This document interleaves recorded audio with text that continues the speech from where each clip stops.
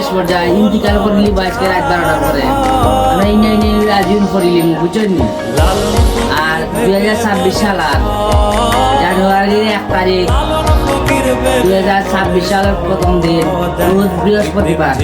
সবাই ভালো থাকবা, আইডিটা ফলো করে দিবা। এই আইডিটা নতুন বুঝছেন দাদা ড্যান্স পাল্লা।